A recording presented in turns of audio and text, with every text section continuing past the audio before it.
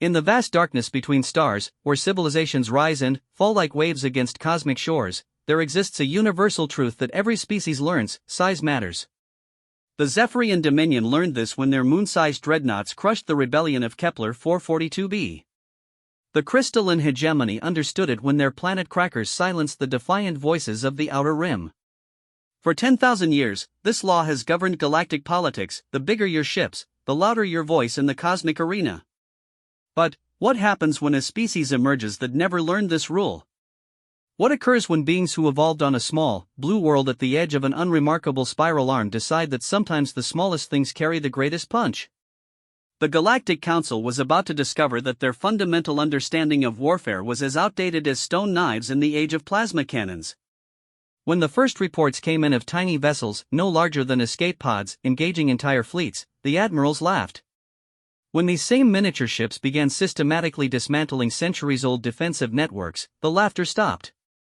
And, when the truth finally emerged about who was piloting these impossibly small warships, the galaxy would never be the same again. This is the story of humanity's first contact with the greater galactic community, a contact that would redefine everything the universe thought it knew about war, courage, and the terrifying ingenuity of a species that had spent millennia perfecting the art of making more with less. Admiral Kexthera of the Zephyrian Dominion had seen many things in her 3 centuries of military service. She had witnessed the birth of stars and the death of civilizations. She had commanded fleets that could glass planets and had negotiated treaties that shaped the destiny of entire species. But, as she stood on the bridge of her flagship, the massive dreadnought Eternal Dominance, staring at the tactical display before her, she found herself genuinely perplexed for the first time in decades. "Run the scan again," she commanded, her forearms crossing in a gesture of frustration that her bridge crew had learned to recognize and fear. Lieutenant Vexmore, her communications officer, manipulated the holographic controls with nervous precision. The tactical display flickered and reformed, showing the same impossible readings. Floating in the void before them, scattered across several thousand kilometers of space, were approximately 2,000 vessels. That part wasn't unusual. Enemy fleets of that size had challenged the Dominion before. What was unusual, what was absolutely mind-bending, was their size. Each vessel registered on their sensors as being roughly 12 meters in length and, perhaps 4 meters in width. They were smaller than the Dominion's fighter craft, smaller even than their maintenance pods. They looked, for all intents and purposes, like escape pods or perhaps cargo shuttles that had somehow lost their way. "Admiral," called out Commander Zethkael from the weapons station, his voice carrying the distinctive clicking undertones that indicated confusion among his species. "The energy signatures are inconsistent with what we're seeing." Kexthera's primary eyes focused on her weapons officer while her secondary eyes continued to study the display. "Explain." "Well, ma'am, each of these tiny vessels is giving off energy readings that suggest they're fully operational warships. Our computers keep trying to reclassify them as much larger vessels, but the visual and mass spectrometry confirms they're exactly what they appear to be: very small ships with very big power plants." The Admiral's translator implant struggled with the emotional context of what she was experiencing. Humans would have called it cognitive dissonance, but the Zephyrian language had no direct equivalent. Her logical mind, trained through centuries of warfare, insisted that what she was seeing was impossible. Warships were large because they needed to be. They required massive reactors to power their shields, enormous weapon batteries to engage other capital ships, and extensive armor plating to survive in combat. These principles were as fundamental to space warfare as gravity was to planetary physics. And, yet, here were 2,000 impossibly small vessels that registered as active combatants. "Have we tried communicating with them?" she asked her communications officer. "Yes, Admiral. We've broadcast on all standard frequencies and several diplomatic channels. No response. They're not answering hails, not acknowledging our presence, and not showing any signs of aggressive intent. They're just floating there." Kexthera moved to the forward observation deck, her magnetic boots clicking against the metal deck plates. Through the reinforced transparent aluminum, she could see them with her naked eyes, tiny sparks of light against the starfield, glinting occasionally as they caught the light of the system's primary star. They looked peaceful, almost innocent. But her 3 centuries of military experience had taught her that in space, appearances were often deadly deceptions. Admiral. The urgency in her tactical officer's voice made her spin around. We're receiving a transmission.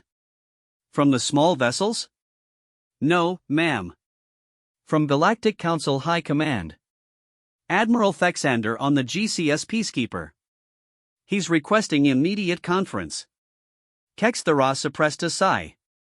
Admiral Fexander was a Centauran, and Centaurans had a reputation for being overly cautious and diplomatic. Still, protocol demanded she hear him out, especially given the unusual nature of their current situation. Put him through. The holographic display shimmered and resolved into the image of Admiral Fexander. The Centauran appeared as he always did, perfectly groomed, his scales polished to a mirror shine, his ceremonial rank insignia precisely positioned. Behind him, the bridge of the Peacekeeper bustled with activity. Admiral Kexthara, Fexander began, his voice carrying the formal tone that all Centauran military officers seem to perfect in their first year of service. I trust you are well. I'm transmitting coordinates for an immediate joint fleet assembly. We have a situation that requires the combined attention of all major galactic powers. Kexthara glanced at the coordinates as they appeared on her navigation display. They were only 3 light-years away, close enough to reach in a few hours. What kind of situation, Admiral? Unknown vessels have been detected at the edge of Council space. They appear to be conducting some form of reconnaissance or exploration. Our xenobiologists believe we may be dealing with a previously unknown species attempting first contact. And this requires my entire battle group because? Fexander's expression remained diplomatically neutral, but Kexthara caught the slight flicker of his inner eyelids, a sign of nervousness among his species. Because, Admiral, these unknown vessels bear a striking resemblance to the ones you're currently observing. The connection terminated, leaving Kexthara staring at the now empty holographic display. She turned back to the forward observation deck, looking out at the small vessels floating in the darkness. Suddenly, they didn't seem quite so innocent. Commanders FKAL, she called without turning around. Begin charging the main batteries. Maintain defensive posture, but I want us ready for anything. Yes, Admiral. Should we move to intercept? Kexthara considered this. Standard first contact protocols demanded caution, but her warrior's instincts were telling her that something about this situation was fundamentally wrong. These tiny ships violated everything she understood about space warfare, and, in her experience, when something seemed impossible, it usually meant you were missing crucial information. Negative. We maintain position and observe. If these are representatives of a new species, the last thing we want is to start an interstellar war by being too aggressive. But I want full sensor sweeps every 30 seconds, and if any of those vessels so much as twitch in our direction, I want to know about it immediately. The hours that followed passed with agonizing slowness. The small vessels remained exactly where they were, showing no signs of movement, communication attempts, or hostile intent. They simply floated in space like mechanical debris, their energy signatures the only indication that they were anything more than abandoned hulks. Kexthara found herself increasingly frustrated. In all her years of military service, she had never encountered an enemy that simply refused to engage. Pirates would run, rival empires would posture and make demands, even the mysterious void wraiths would at least move around in threatening patterns. These vessels did nothing. Admiral, her sensor operator called out. I'm detecting subtle course corrections among the target vessels. Finally, some action. Are they moving to intercept us? Negative, ma'am. They appear to be organizing themselves into formation patterns. Kexthara hurried back to the tactical display. The sensor operator was correct, the small vessels were slowly shifting their positions, but not toward her fleet. Instead, they were arranging themselves into what appeared to be geometric patterns. Precise geometric patterns. What are they doing? She muttered. Her science officer, a young Zephyrian named Colfax, spoke up from his station. Admiral, based on the mathematical precision of their movements, I believe they're demonstrating intelligence. This isn't random positioning, they're creating specific formations that could only be generated by sentient beings with an understanding of advanced mathematics. As if to prove his point, the vessel suddenly shifted again, this time forming what was unmistakably a representation of the local star system, complete with planetary orbits and the positions of the major moons. It was incredibly detailed and perfectly to scale. "They're showing us they know where they are," Kexthera breathed. "And they're proving they understand our technology well enough to know what our sensors can detect." The implications hit her like a physical blow. These weren't lost explorers or confused refugees. They were a deliberate contact mission, and they had been waiting for her fleet to arrive. But that raised an even more disturbing question: how had they known her fleet would be here? "Ma'am," her communications officer called out. "I'm receiving a signal from the lead vessel. It's using our own communication protocols." "How is that possible?" "I don't know, Admiral. But the signal is definitely coming from them, and it's being transmitted on our secure military frequencies." Kexthera's combat instincts suddenly kicked into high alert. No unknown species should have access to Dominion military communication codes. That information was classified at the highest levels and was changed on a regular basis specifically to prevent enemy interception. Put it through, but maintain full defensive readiness. The main display flickered, and, suddenly, Kexthera found herself looking at something she had never seen before.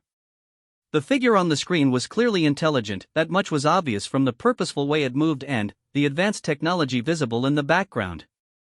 But its physical form was unlike anything in the galactic database. It was bipedal but strangely proportioned, with only 4 limbs instead of the 6 or 8 that were common among spacefaring species. Its skin appeared to be some kind of flexible covering rather than scales, chitin, or metallic plating. Most disturbing of all, it had only 2 eyes, positioned at the front of its head in a configuration that suggested it was a predator species. When it spoke, its voice was transmitted through what was obviously a translation system, but the underlying sounds were unlike anything Kexthera had ever heard, complex vocalizations that seemed to carry emotional undertones that her translator couldn't quite process. "Greetings," the being said. "I am Commander Sarah Chen of the Terran Exploration Fleet. We represent a species called humanity, and we come seeking peaceful contact with the galactic community. We understand this may be a surprise, as our species has not previously been in contact with your civilization." Kexthera found her voice after a moment of stunned silence. "I am Admiral Kexthera of the Zephyrian Dominion. How did you acquire our communication protocols?" The human's expression changed slightly, what Kexthera would later learn was called a smile. "We've been monitoring your transmissions for several months as we approached this region of space. Our artificial intelligence systems are quite good at pattern recognition and encryption analysis. We apologize if this seems invasive, but we wanted to be able to communicate effectively when we made contact." Several months. That meant these humans had been observing Dominion military operations for far longer than anyone had suspected. The security implications alone were staggering. "And your vessels," Kexthera continued, trying to keep her voice level. "They appear to be much smaller than typical warships. Are these exploration craft?" Commander Chen's smile widened slightly. "These are indeed our primary vessels, Admiral. We understand they may seem unusual to you, but humans have always believed in efficiency over excess. These ships represent the pinnacle of our engineering and design philosophy." Kexthera looked again at the tiny vessels on her tactical display. Pinnacle of their engineering? These humans considered 12-meter vessels to be their finest achievement? Either they were a primitive species that had somehow stumbled into space travel, or there was something fundamentally different about their approach to technology that she wasn't understanding. "We would be honored to establish formal diplomatic contact," Commander Chen continued. "However, we understand that such matters require proper protocol. We are prepared to wait while you contact your superiors and arrange for appropriate diplomatic representatives." The transmission ended, leaving Kexthera staring at a blank screen. She realized that in the span of a few minutes, everything she thought she understood about first contact had been turned upside down. These humans had been watching them, had learned their communication protocols, and had positioned themselves exactly where Dominion forces would encounter them. This wasn't a chance meeting, it was a carefully orchestrated introduction. And those tiny ships that had seemed so harmless? She was beginning to suspect that they represented something far more dangerous than she had initially realized. "Get me Admiral Fexander," she ordered. "And prepare a full tactical analysis of those vessels. I want to know everything: power output, weapon signatures, defensive capabilities, everything our sensors can tell us." As her crew scrambled to carry out her orders, Admiral Kexthera continued to stare out at the small human vessels floating peacefully in the void. For the first time in 3 centuries, she felt like she was facing something truly unknown. And, in her experience, the unknown was always the most dangerous enemy of all. The Galactic Council chamber had never hosted a meeting quite like this one. Representatives from 17 major civilizations sat in their species-specific environmental pods, each one designed to accommodate the wildly different atmospheric and gravitational requirements of the galaxy's dominant powers. The chamber itself was a marvel of engineering, a massive sphere floating in space, with each delegation section perfectly calibrated to maintain their comfort while allowing for direct interaction through translation fields and holographic displays.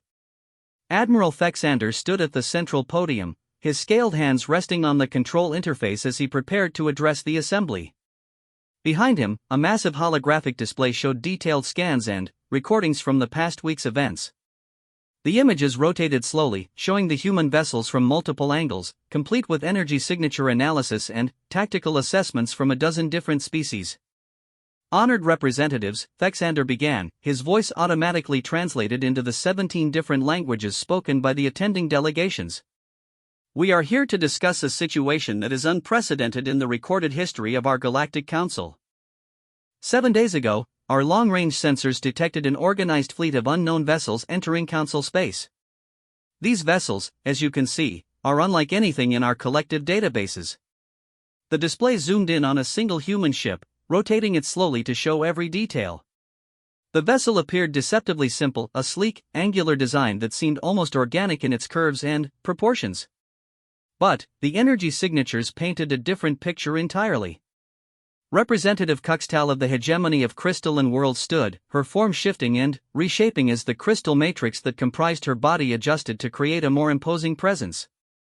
"Admiral Fexander, are you seriously suggesting that these toys represent a threat to the established powers of this galaxy?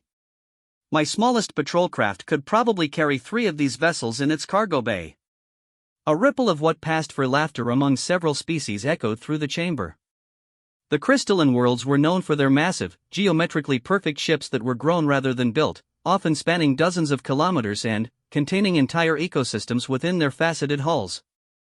"With respect, Representative Cuxtal," Fexander replied, "I would suggest you examine the energy output readings before dismissing these vessels so readily."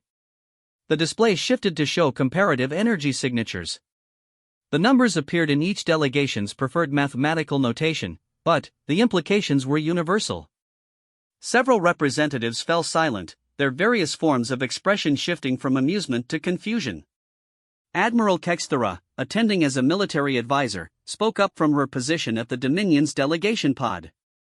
"These readings have been verified by 3 independent sensor networks. Each of these 12-meter vessels is generating power output levels comparable to a standard cruiser-class warship.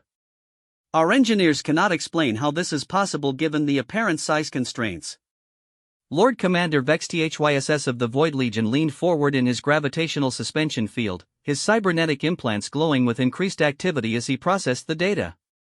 The Void Legion was perhaps the most militaristic of the Council species, and their ships reflected their aggressive philosophy: angular, heavily armored vessels bristling with weapon systems.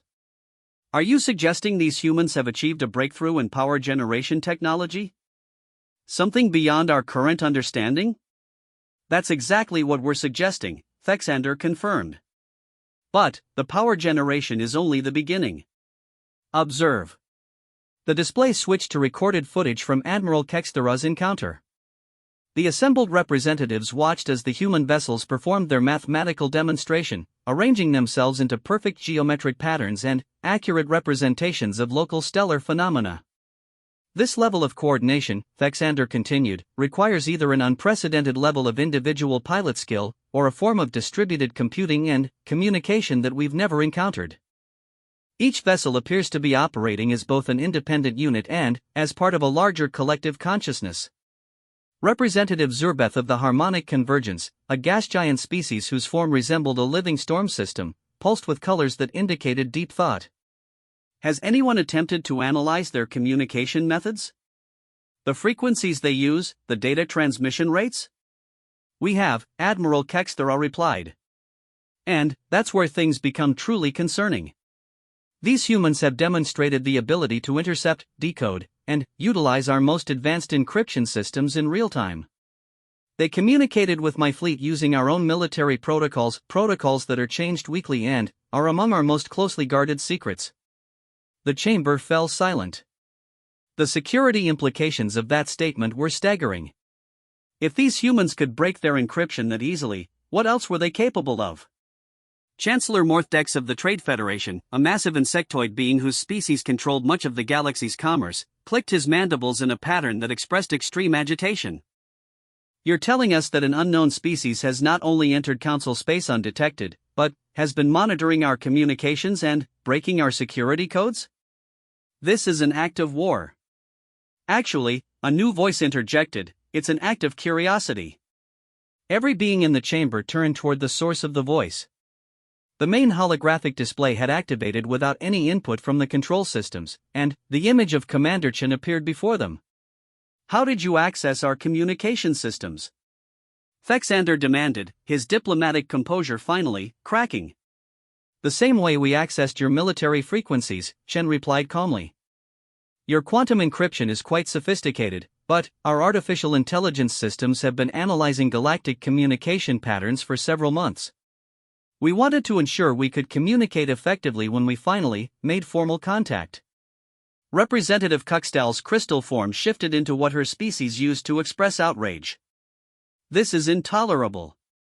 You admit to spying on the sovereign communications of the Galactic Council. We admit to listening, Chen corrected. Your broadcasts are transmitted openly through space. We never attempted to access classified internal communications or private channels.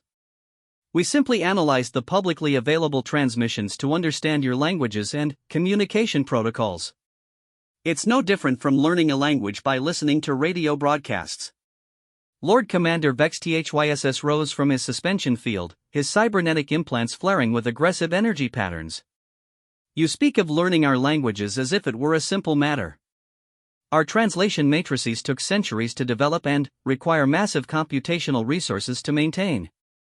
How could a species with such primitive vessels achieve this level of linguistic analysis? Chen's expression changed slightly, what human observers would have recognized as a look of mild amusement. Commander, I think you may be operating under some misconceptions about our capabilities. Would you like a demonstration? Before anyone could respond, the chamber's holographic systems activated again, this time showing detailed schematics of several council vessels. The plans were perfectly accurate, down to the smallest technical specifications. These are classified military designs. Admiral Kexthera exclaimed. These are passive sensor readings taken during our observation period, Chen replied. Your sensors work by transmitting energy and measuring the reflections.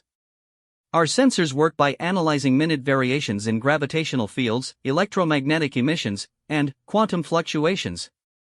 We can determine the internal structure and composition of your vessels without ever transmitting a single detection beam. The implications hit the Council representatives like a physical blow. Every military tactical doctrine in the galaxy was based on the assumption that passive sensor technology had fundamental limitations. Ships could hide by reducing their emissions and using stealth coatings. But if these humans could see through all of that simply by reading gravitational variations? Impossible, Representative Cuxtal stated flatly. The computational requirements for that level of analysis would require processing power greater than our largest artificial intelligence networks. Chen nodded slightly. Yes, they would. Which brings us to the real reason we wanted to make contact with the Galactic Council. We're not here as conquerors or as refugees seeking aid. We're here because we've reached a point in our development where we need peers, beings we can work with as equals, share knowledge with, and perhaps learn from. Chancellor Morthdex leaned forward, his compound eyes focusing intently on the human commander. You speak of equality, yet you demonstrate technological capabilities that exceed our greatest achievements. What do you want from us? Cultural exchange, primarily. Scientific collaboration. Trade in ideas and art and philosophy. We've been alone in the universe for our entire existence as a species, and, frankly, it's been quite lonely. We've developed incredible technology, yes, but we've had no one to share it with, no one to learn from, no new perspectives to challenge our thinking.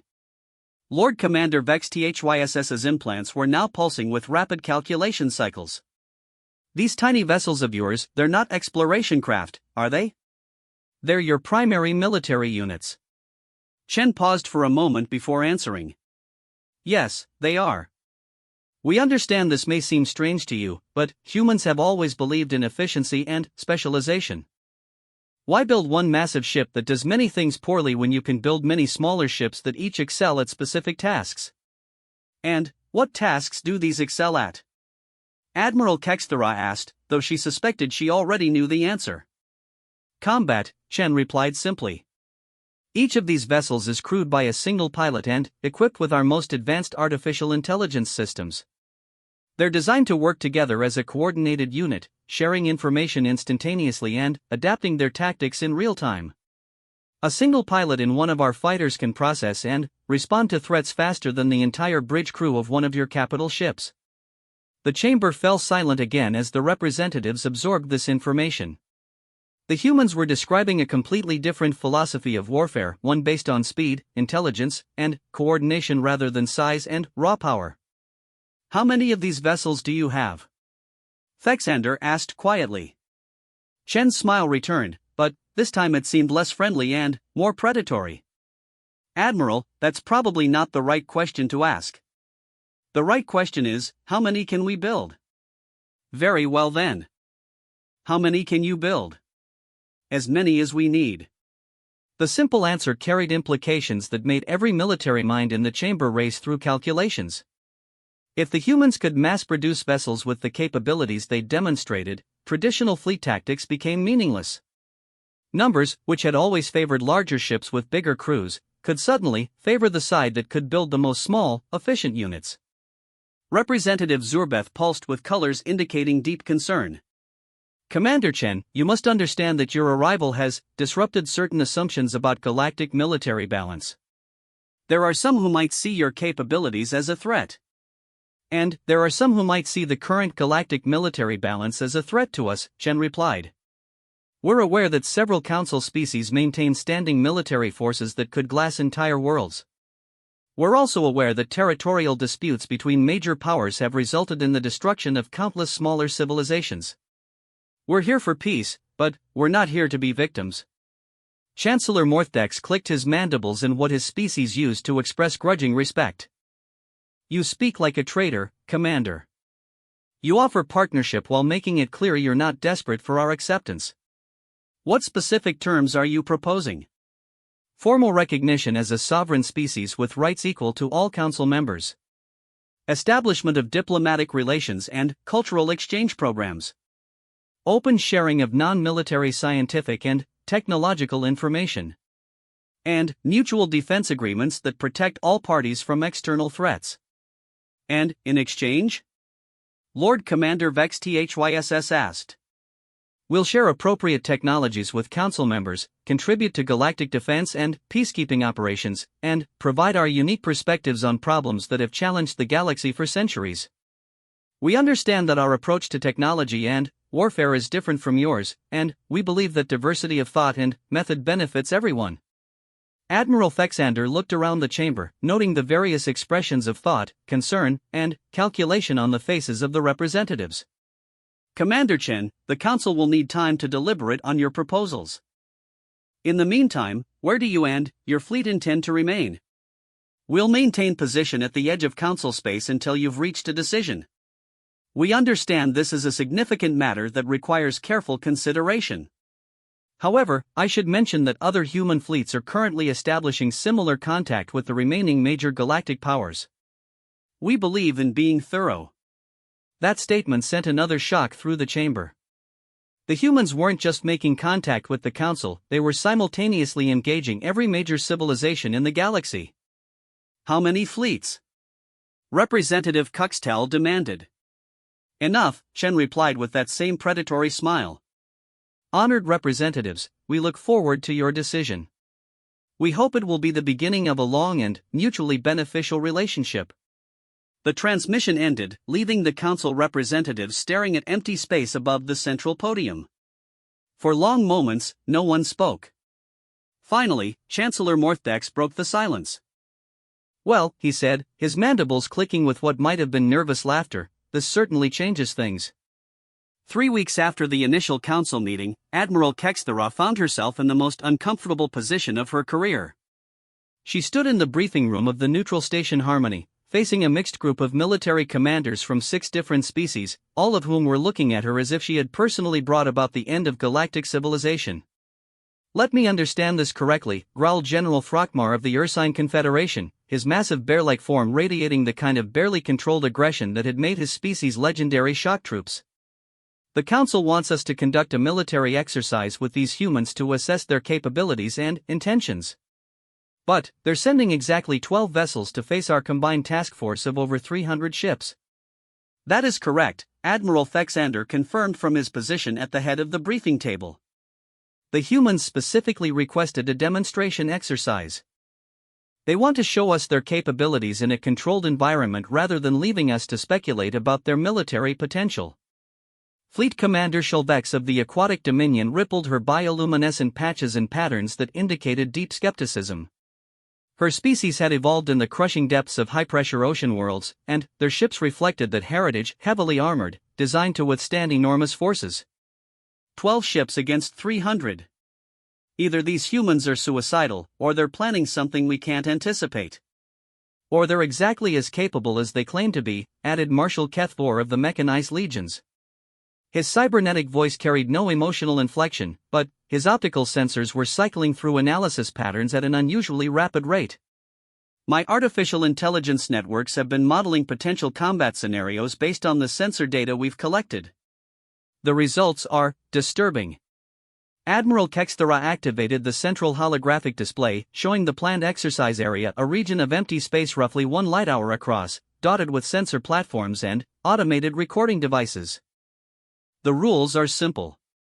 Both sides will use non-lethal weapons only, targeting scanners, electromagnetic pulse generators, and holographic markers to simulate weapon hits.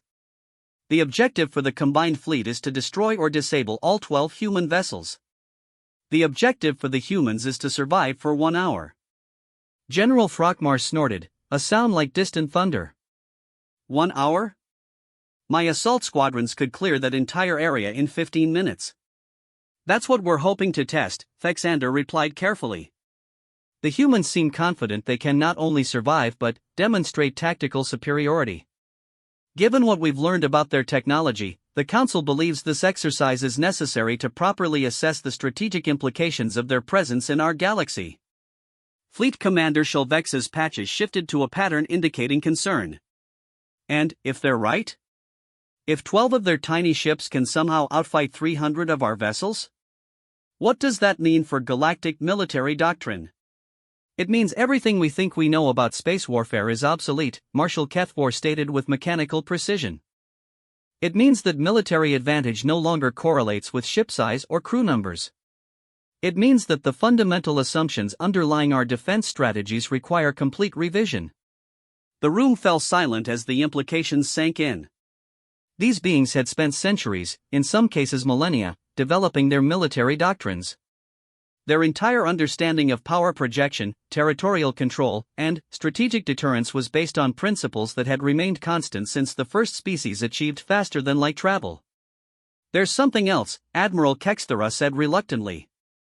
The humans have requested that this exercise be broadcast live to all council members and their military commands. They want maximum visibility for whatever they're planning to demonstrate. Confident, aren't they? General Throckmar rumbled. Very well. Let them have their moment of glory before reality teaches them the value of proper fleet tonnage. Admiral Fexander checked the chronometer display. The exercise begins in 6 hours. All fleet commanders should finalize their tactical plans and brief their crews. Remember, this is officially a training exercise and diplomatic demonstration. But, I suspect we're about to learn something important about the future of galactic warfare. 6 hours later, Admiral Kexthera stood on the bridge of the Eternal Dominance, watching as the combined task force moved into position. Around her flagship, the assembled might of 6 civilizations spread across the exercise area in a display of raw power that would have made any potential enemy think twice about aggressive action. The Ursine Confederation had brought their signature assault carriers, massive vessels designed to deploy hundreds of fighter craft in overwhelming swarms. The aquatic Dominion ships gleamed with the deep ocean blue of their adaptive armor plating, each one capable of weathering sustained bombardment that would cripple lesser vessels. The mechanized legions had deployed their geometric precision ships that looked more like complex machines than traditional spacecraft, bristling with automated weapon systems and defensive networks.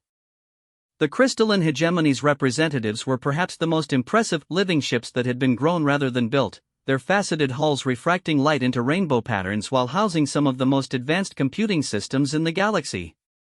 The Void Legion's vessels were dark and angular, designed for stealth and sudden, devastating attacks.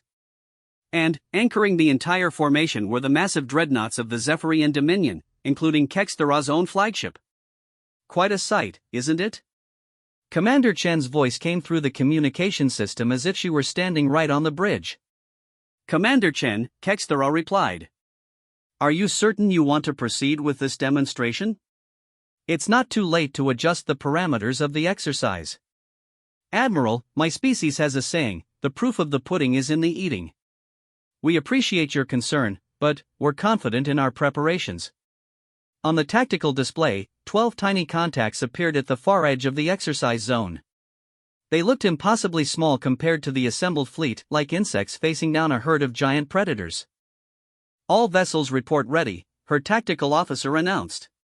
Combined fleet strength, 312 active ships, over 15,000 individual weapon systems, total crew complement of approximately 400,000 beings. And, opposing them, Kexthera murmured, 12 ships with a total crew of 12 beings. The odds were so ludicrous that part of her wondered if this was some elaborate joke. But, the memory of those impossible energy readings and the humans' casual demonstration of technological superiority kept her focused. These beings had not traveled across the galaxy to make fools of themselves in front of the galactic community's military elite. Exercise begins in 30 seconds, came the announcement from the neutral referees. On the display, the 12 human vessels began to move. But, instead of scattering or attempting to find cover, they did something unexpected. They accelerated directly toward the center of the combined fleet. Are they insane? General Frogmar's voice came over the command frequency. They're charging straight into our formation. Admiral Kexthera watched in fascination as the human ships moved with perfect coordination, their formation shifting and flowing like a school of fish or a flock of birds. As they approached the outer perimeter of the Allied fleet, the first weapons began firing. The Ursine fighters launched in massive swarms, thousands of small craft racing to intercept the human vessels. Electromagnetic pulse weapons fired in coordinated patterns designed to disable enemy systems. The mechanized legions' automated targeting systems locked onto the human ships and began tracking their movements with mechanical precision. And then, something extraordinary happened. The 12 human vessels simply vanished. Where did they go? General Frogmar roared over the communication channel. Admiral Kexthera stared at her tactical display in disbelief.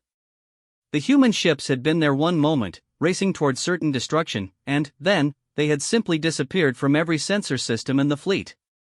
Passive sensors only, she ordered her crew. Full spectrum analysis. Find them. For several minutes, the combined fleet searched frantically for any sign of the human vessels. Their fighters spread out in search patterns, their sensors swept every cubic kilometer of space, their artificial intelligence systems ran predictive algorithms to determine possible escape routes. Nothing. It was as if 12 ships and their crews had simply ceased to exist. Admiral, her sensor operator called out, his voice tight with confusion. I'm detecting anomalous readings from the Crimson Tide. The Crimson Tide was one of the Void Legion's stealth destroyers, positioned in the second line of the fleet formation. As Admiral Kexthera watched, the ship's status indicators began changing from green to yellow to red. What's happening to them? Unknown, ma'am. But, according to the exercise protocols, they're being marked as disabled. Something is systematically targeting their critical systems. Even as he spoke, 3 more ships in the formation began showing the same pattern, critical systems failing in sequence as invisible attackers struck with surgical precision. "I'm getting reports from multiple vessels," the communications officer announced. "Ships across the entire formation are reporting hits from unknown sources. The exercise computers are registering system failures, but no one can identify the source of the attacks." Admiral Kexthera realized with growing amazement what was happening. The human vessels hadn't disappeared, they had become invisible to conventional sensors and were now moving through the combined fleet like ghosts, striking at will and vanishing again before anyone could retaliate. "How are they doing this?" she whispered. Her science officer, the young Colfax, looked up from his analysis station. "Admiral, I think they're using some kind of adaptive stealth technology. Our sensors work by detecting energy emissions, gravitational distortions, and electromagnetic signatures. But what if they could actively counter each type of sensor probe in real time? That would require processing power beyond anything we've ever seen." "Yes, ma'am. It would." On the tactical display, the exercise was becoming a rout. Ships throughout the formation were being marked as disabled at an alarming rate, but the attackers remained completely invisible. The massive guns of the dreadnoughts fired at empty space, the swarms of fighters chased phantom contacts, and the sophisticated artificial intelligence networks of the mechanized legions found themselves outmaneuvered by an enemy they couldn't even detect. 20 minutes, came the announcement from the exercise referees. 20 minutes elapsed. In 20 minutes, the humans had disabled over 100 ships without taking a single casualty. The combined fleet, the pride of 6 different military traditions, was being systematically dismantled by an enemy they couldn't see, couldn't hit, and couldn't understand. "Admiral," General Throckmar's voice was subdued now, all his earlier bluster gone. "I think we need to accept that we're facing something completely outside our experience." "Agreed," replied Fleet Commander Shulvax. "My strategic analysis systems are recommending full retreat. They're classifying this as an unwinnable scenario." Marshal Kethvor's mechanical voice cut through the command chatter. "Recommend immediate ceasefire and request for tactical briefing from human commanders. Current engagement parameters are producing unacceptable casualty projections if this were actual combat." Admiral Kexthera looked at the tactical display one more time. Nearly half the combined fleet was now marked as disabled or destroyed, and they still had no idea where the human ships were or how they were achieving such devastating results. "All units, cease fire," she ordered. Exercise terminated. "Human vessels, please respond." Immediately, the 12 human ships reappeared on sensors, materializing throughout the formation as if they had never been gone. They were positioned perfectly, each one situated where it could have destroyed multiple capital ships simultaneously if this had been real combat. "Commander Chen," Admiral Kexthera called out. "That was impressive. How did you achieve that level of stealth effectiveness?" Chen's voice came back with what sounded like genuine warmth. "Thank you, Admiral. I'll be happy to provide a full technical briefing to all fleet commanders. I think you'll find our approach to electronic warfare quite different from your current methods." As the human vessels began moving back to their starting positions, Admiral Kexthera found herself reconsidering everything she thought she knew about military strategy. If 12 human ships could do this to a combined fleet of 300 vessels, what could a full human battle group accomplish? And, more importantly, were the humans really as interested in peaceful cooperation as they claimed, or had they just demonstrated that they could conquer the galaxy whenever they chose to do so? The technical briefing took place aboard the neutral diplomatic station Harmony, in a conference room that had been hastily reconfigured to accommodate both human environmental requirements and the various atmospheric needs of the galactic military commanders. Admiral Kexthera sat at the curved table, surrounded by the same officers who had witnessed their stunning defeat just hours earlier, all of them eager to understand how their combined centuries of military experience had been rendered irrelevant in less than an hour. Commander Chen stood at the front of the room, but she wasn't alone.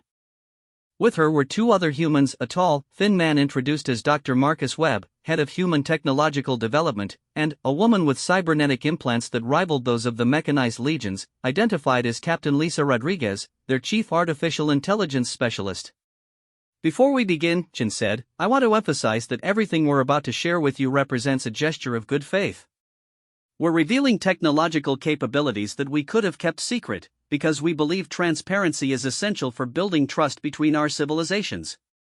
Dr. Webb activated a holographic display that showed a detailed schematic of one of the human vessels. The design was even more elegant than Admiral Kexthera had realized. Every line and curve seemed to serve multiple purposes, and the internal layout was unlike anything in galactic databases. The first thing you need to understand about human technology, Dr. Webb began, is that it's based on a fundamentally different philosophy from what you've developed. Your ships are designed to be tough, powerful, and capable of operating independently for long periods. Our ships are designed to be smart, adaptive, and part of a larger networked intelligence. General Throckmore leaned forward, his massive frame causing his chair to creak ominously. You mentioned networked intelligence. Are you saying your ships are controlled by artificial intelligence rather than living pilots? Both, Captain Rodriguez replied. Each ship has a human pilot, but that pilot is enhanced by direct neural interface with an artificial intelligence system. The AI handles millions of calculations per second, sensor analysis, threat assessment, tactical planning, electronic warfare, while the human provides creativity, intuition, and strategic thinking that pure artificial intelligence cannot match. Marshal Kethvor's optical sensors focused on Rodriguez with intense interest. Direct neural interface? We have experimented with similar concepts, but the processing loads involved in real-time tactical analysis exceed biological neural capacity by several orders of magnitude. Which brings us to our first major technological difference, Dr. Webb said, adjusting the holographic display to show a detailed view of the ship's computer core. We don't use traditional computer processors. Our artificial intelligence systems are based on quantum neural networks that can exist in multiple states simultaneously. This allows them to process exponentially more information than conventional systems. Admiral Kexthera studied the display carefully. The computer core looked organic, almost biological, with flowing curves that resembled neural pathways more than traditional circuits. How did you develop this technology? Most species require centuries to achieve quantum computing breakthroughs. Chen exchanged glances with her colleagues before answering. That's a complicated question, Admiral. The truth is, we didn't develop this technology in the conventional sense. We discovered it. Discovered it where? Fleet Commander Shelvex asked, her bioluminescent patches shifting to patterns that indicated intense curiosity. Dr. Webb manipulated the display again, this time showing what appeared to be a star map. But, as the assembled officers looked closer, they realized it wasn't showing star positions, it was showing what looked like a vast network of connections spanning the galaxy. About 50 years ago, Dr. Webb explained, our deep space monitoring stations began detecting extremely faint quantum signatures emanating from across the galaxy. At first, we thought they were natural phenomena, quantum fluctuations in the cosmic background radiation. But, as we analyzed them more carefully, we realized they were too organized, too structured to be natural. Captain Rodriguez took over the explanation. What we discovered was a galaxy-spanning quantum communication network. Ancient, incredibly sophisticated, and completely hidden from conventional detection methods. The network appears to have been built by a precursor civilization, one that disappeared long before any of our current species achieved space travel. The room fell silent as the implications sank in. The existence of a precursor civilization was theoretical. Many species had found traces of extremely old technological artifacts, but nothing conclusive had ever been discovered. You're saying you've made contact with this precursor network? Admiral Kexthera asked quietly. Not contact, exactly, Chen replied. The network appears to be automated, a vast artificial intelligence system that was designed to operate independently for millions of years. But we were able to interface with it, to learn from it, and eventually to integrate some of its capabilities into our own technology. General Throckmar's expression had shifted from skepticism to something approaching awe. That would explain your technological capabilities. You've had access to the accumulated knowledge of a species far more advanced than any current galactic civilization. Partially correct, Dr. Webb said. But, here's where it gets interesting, the network doesn't just contain information from its builders. It's been passively monitoring galactic civilizations for millennia, collecting data on technological development, social evolution, military tactics, everything. It knows more about your capabilities than you know yourselves. Marshal Kethvor's processors were now cycling so rapidly that his optical displays were creating a strobing effect. You're suggesting that this network has been watching us, studying us, for our entire history as spacefaring civilizations? Yes, Captain Rodriguez confirmed. And, now that we've interfaced with it, we have access to that information. We know your ship designs, your tactical doctrines, your strategic weaknesses. During our exercise, we weren't just using superior stealth technology, we were using detailed knowledge of exactly how your sensors work and how to counter them. The silence that followed was deafening. Every military officer in the room was suddenly reconsidering every secret weapon, every classified tactical doctrine, every supposedly secure military installation their civilization possessed. Admiral Fexander, who had been quietly observing the briefing, finally spoke. Commander Chen, this information raises serious concerns about galactic security. If this network has been monitoring all of our civilizations, then, potentially hostile actors could access the same information we have, Chen interrupted. Yes, that's a valid concern. Which is why we're sharing this with you. The network doesn't distinguish between friendly and hostile civilizations, it collects data on everyone equally. But, access to the network requires specific quantum resonance frequencies and neural interface protocols that took us decades to develop. We're the first species to successfully make contact with it. Dr. Webb added, but we probably won't be the last. Eventually, other civilizations will detect the quantum signatures and figure out how to interface with the network. When that happens, the current galactic balance of power could change overnight. Fleet Commander Shelvex's patterns had shifted to deep blue, a color that her species associated with profound concern. So you're offering to share this technology with the Galactic Council to prevent any one civilization from gaining an overwhelming advantage? We're offering to share defensive applications, Chen clarified. Sensor improvements, communication enhancements, limited artificial intelligence upgrades. The offensive capabilities, the weapons technologies and advanced stealth systems, those we'll keep to ourselves for now. Trust, as they say, is earned. General Throckmar laughed, a sound like distant thunder. You're asking us to trust you while demonstrating that you could destroy any of our civilizations whenever you choose. Do you see the contradiction there, Commander? Chen's expression became serious. General, with respect, you've had the ability to destroy each other for centuries. Your dreadnoughts can glass planets, your fighter swarms can overwhelm entire defense networks, and your alliance treaties are all that prevent constant warfare between major powers. We're not introducing the concept of overwhelming force to galactic politics, we're simply adding ourselves to the existing balance. But, with significantly more capability than anyone else possesses, Admiral Kexthera pointed out. True, Chen acknowledged. But, consider this, if we wanted to conquer the galaxy, why would we be here talking to you? Why reveal our capabilities at all? We could have remained hidden, studied your civilizations for another century, and, then, struck without warning. Instead, we're offering partnership. Captain Rodriguez activated a new display, this one showing technical specifications for various defensive technologies. We're prepared to share sensor improvements that will make your fleets more effective against traditional threats. We're offering communication systems that will allow real-time coordination across interstellar distances. We're providing artificial intelligence upgrades that will enhance your tactical planning and strategic analysis capabilities. And, in exchange? Marshal Kethvor asked. Cultural exchange, Dr. Webb replied.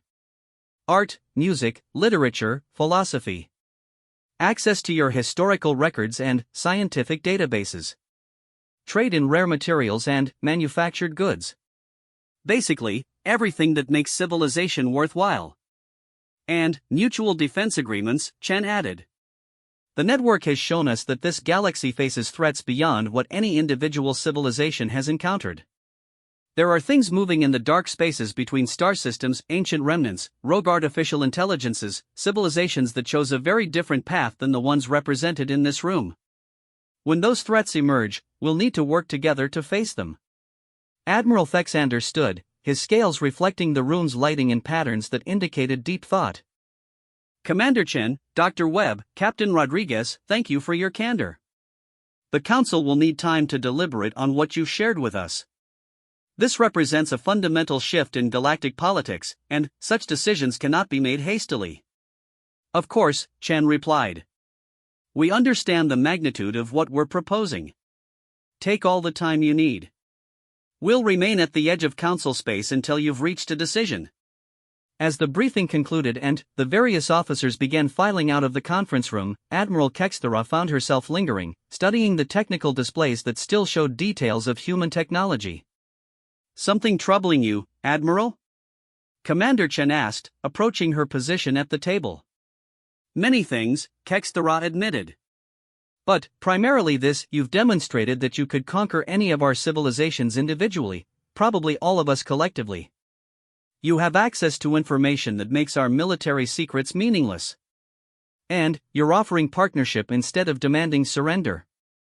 In my experience, beings with overwhelming advantages don't typically offer to share power. Chen smiled, and, for the first time, her expression seemed genuinely warm rather than diplomatically appropriate. Admiral, let me ask you something. In your 3 centuries of military service, what has given you the most satisfaction? The battles you've won, or the peace you've helped maintain? Kexthera considered the question carefully. The peace, definitely. Battle is necessary sometimes, but peace is what makes civilization possible. Exactly. We could conquer the galaxy, yes. But, then, what? Rule over billions of resentful beings? Suppress entire civilizations to maintain control? Spend our energy on endless occupation and oppression? That's not the kind of future we want to build. Chen gestured toward the technical displays. All of this technology, all of these capabilities, they're tools. Tools can be used to build or to destroy. We'd rather build something magnificent than rule over something broken. As Admiral Kexthera left the conference room, she found herself hoping that the Galactic Council would reach the right decision. Because despite her military training, despite her natural suspicion of beings who possessed overwhelming power, she found herself believing that Commander Chen and her species genuinely wanted peace. And if they were lying, if this was all an elaborate deception designed to lull the galaxy into complacency before conquest, then there was probably nothing anyone could do to stop them anyway. The universe had just become a much more interesting and much more dangerous place. 6 months after the first human contact, Admiral Kexthera stood in the observation deck of the newly constructed diplomatic station New Horizon, watching the most remarkable sight in galactic history unfold before her. The station itself was a marvel of cooperative engineering, a joint project between human technology and the combined expertise of the Galactic Council. Where traditional stations were massive, purely functional structures, New Horizon seemed to flow like liquid architecture, its organic curves housing representatives from 18 different species in perfect environmental harmony. But it wasn't the station that held her attention. It was what surrounded it. Floating in perfect formation around New Horizon were vessels unlike anything the galaxy had ever seen. Human ships worked alongside crystalline hegemony vessels that had been enhanced with quantum processing cores. Zephyrian dreadnoughts equipped with adaptive stealth systems moved in coordination with Ursine assault carriers whose fighter complements had tripled in effectiveness thanks to human tactical algorithms. The mechanized legions had integrated human artificial intelligence protocols with their own cybernetic networks, creating hybrid systems that exceeded the capabilities of either technology alone. Impressive sight, isn't it? Commander Chen's voice came from behind her. Kexthera turned to find the human officer approaching, but Chen was no longer the mysterious representative of an unknown species. After 6 months of intensive cooperation, she had become something far more valuable, a trusted colleague and friend. It's extraordinary, Kexthera replied. 6 months ago, I was preparing for what I thought might be the end of galactic civilization as we knew it. Now I'm looking at the beginning of something entirely new. Chen joined her at the observation deck, watching as a mixed squadron of human fighters and Void Legion stealth ships practiced coordinated maneuvers. The integration has gone better than we hoped. Your species have been remarkably adaptable. We had good motivation, Kexthera said with what humans had taught her to recognize as humor. When faced with the choice between cooperation and obsolescence, adaptation becomes very attractive. The past 6 months had been a period of unprecedented change throughout the galaxy. The Galactic Council's decision to accept humanity's partnership proposal had triggered the largest technological exchange program in recorded history. Human engineers worked alongside alien scientists to integrate quantum neural networks with existing computer systems. Alien tacticians studied human combat doctrines while human strategists learned the intricacies of galactic politics that had evolved over millennia. The results had exceeded everyone's expectations. The enhanced fleets weren't just more capable, they were demonstrating entirely new approaches to space warfare, exploration, and diplomacy. Ships that had once required crews of thousands now operated efficiently with dozens, their enhanced artificial intelligence systems handling routine operations while organic crews focused on creative problem-solving and strategic thinking. "Admiral," Chen said, her tone becoming more serious, "there's something I wanted to discuss with you. We've been monitoring the deep space sensor networks, and we're detecting signs of activity in the galactic rim territories." Kexthera's attention sharpened. The galactic rim was largely unexplored space, considered too dangerous and economically unrewarding for major civilizations to invest in extensive colonization. But, if the humans were concerned about activity there, it probably wasn't normal explorer traffic. What kind of activity? Chen activated a personal holographic display, showing a three-dimensional map of the galaxy. Red indicators marked dozens of locations along the outer edge of the galactic disk. Mass movements of objects too large to be natural phenomena, too organized to be random. Our analysis suggests we're looking at fleet movements on a scale that dwarfs anything in recorded galactic history. Fleet movements?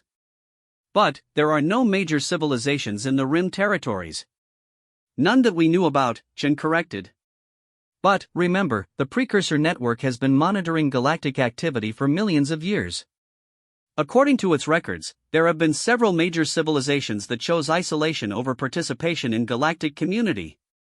They retreated to the rim territories and have been developing in complete secrecy for millennia. Kexthera felt a chill that had nothing to do with the station's environmental controls. "You're saying there are unknown civilizations out there that might be as advanced as you are?" "Possibly more advanced," Chen replied grimly. "And, based on their movement patterns, they appear to be mobilizing for large-scale operations. We don't know their intentions, but the timing is suspicious.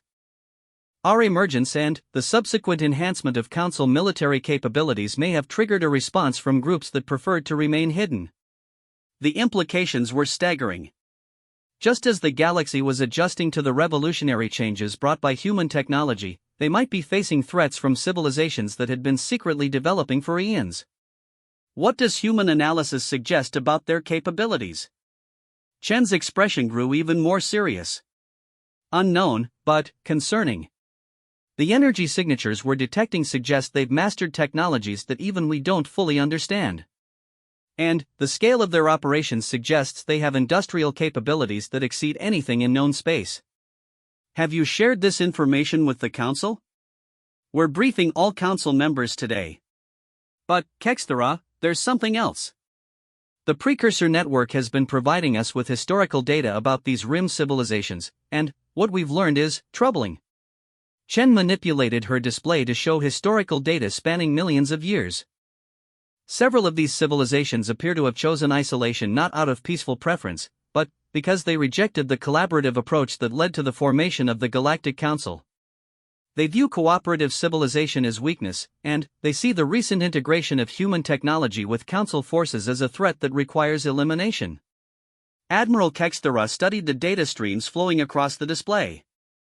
The patterns were subtle, but her centuries of military experience helped her recognize the signs: gradual buildup of forces, careful positioning of assets, preliminary scouting operations. These were the preliminary moves of civilizations preparing for major military action. "How much time do we have?" "Unknown. But, based on the movement patterns, we estimate they could reach Council space within the next year." possibly sooner if they have faster-than-light capabilities that exceed our current understanding. The observation deck's communication system activated, and Admiral Fexander's voice filled the space.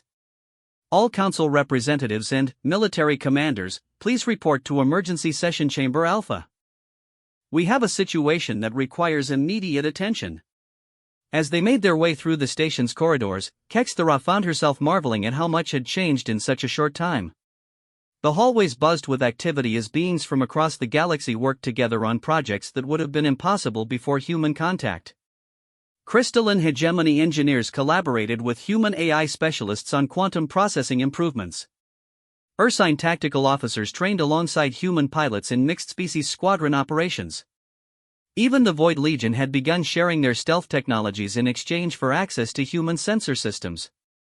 The emergency session chamber was packed with representatives from every major galactic power, along with human liaison officers and several individuals that Kexthera didn't recognize, humans with cybernetic modifications so extensive they seemed more machine than organic. Commander Chen took her position at the human delegations area while Admiral Fexander activated the central holographic display. The image that appeared sent a wave of shocked silence through the chamber. It showed the galactic rim territories, but, instead of the empty space that most beings expected, the display revealed massive structures, space stations that dwarfed anything built by current galactic civilizations, fleets of ships that numbered in the hundreds of thousands, and industrial complexes that spanned entire star systems. Ladies, gentlemen, and esteemed beings, Fexander began, what you're seeing is real-time sensor data from the galactic rim, compiled through a combination of long-range scanning and information provided by the Human Precursor Network interface. We are no longer alone in this galaxy. General Throckmar rose from his delegations area, his massive form radiating the kind of tension that made smaller beings instinctively step away. How long have they been out there? One of the heavily modified humans, introduced as Dr. Sarah Kim, Director of Deep Space Analysis, activated additional displays showing historical progression data. Based on network records, these civilizations have been active in the rim territories for over 2 million years. They represent the remnants of species that rejected early attempts at galactic unification and chose complete isolation over cooperation. And, now they're mobilizing, added Captain Rodriguez, who had become the primary human liaison for military affairs. The question is whether this represents an aggressive response to recent galactic changes, or if it's part of a longer-term plan that was already in motion. Chancellor Morthdex of the Trade Federation, whose species have the most extensive economic intelligence networks in the galaxy, clicked his mandibles in patterns that indicated deep concern. Our long-range trade monitoring stations have detected massive increases in rare mineral harvesting operations throughout the rim territories. Someone is building something on an unprecedented scale. Fleet Commander Shelvex rippled her bioluminescent patches in rapid succession, a sign of extreme agitation among her species. Are we looking at a potential invasion? Should the Council begin preparing for defensive operations? Dr. Kim manipulated the display to show detailed analysis of the rim civilization's activities. Our assessment suggests multiple possibilities. Some of these groups may indeed be preparing aggressive action against Council space. Others appear to be responding defensively to what they perceive as the Council's recent military enhancement. And, still others seem to be using the current situation as cover for their own expansion plans. So we're potentially facing multiple threats from multiple directions, Marshal Kethvor stated with characteristic mechanical precision. This requires comprehensive strategic planning and unprecedented coordination between all Council members. Commander Chen stood and addressed the chamber. The human delegation has a proposal. Over the past 6 months, we've been sharing our technology selectively, focusing on defensive systems and non-military applications. Given the current situation, we're prepared to accelerate that process and provide access to our complete technological database.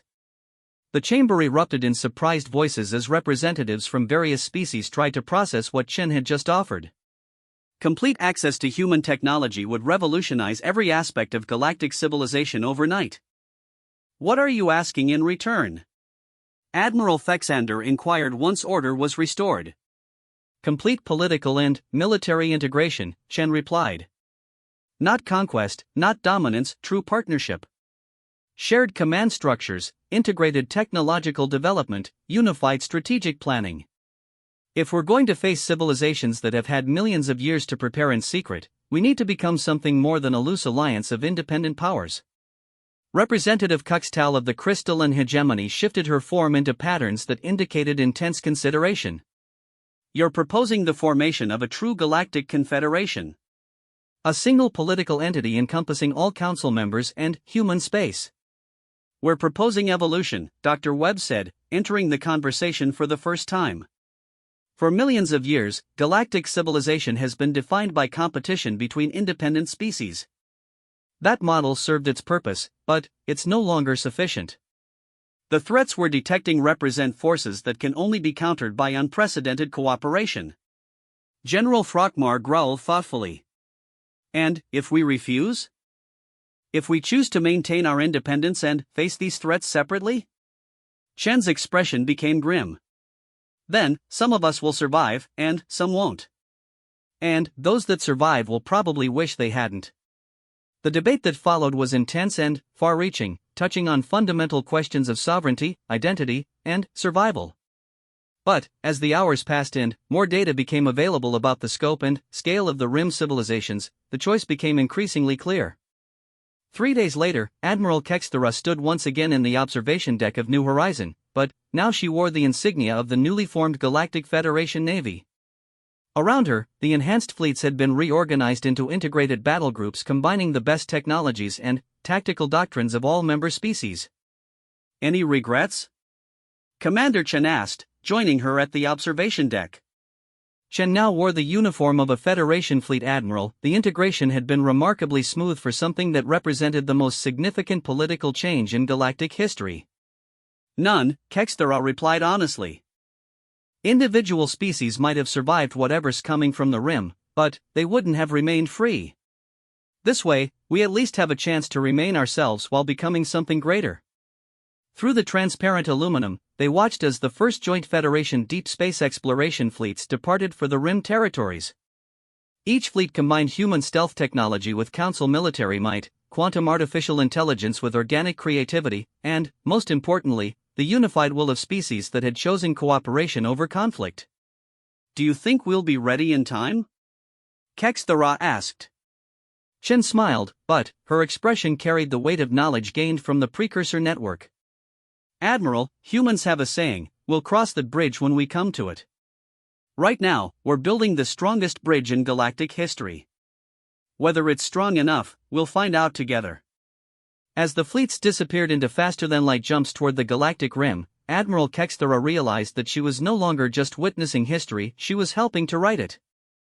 The small human ships that had seemed so insignificant just months before had changed everything.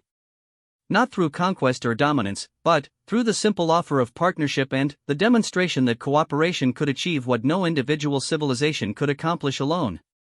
The galaxy would never be the same. But, as she watched the integrated Federation fleets racing toward unknown challenges in the vast darkness beyond the galactic rim, Admiral Kexthera found herself looking forward to discovering what they could become together. After all, the best stories were just beginning.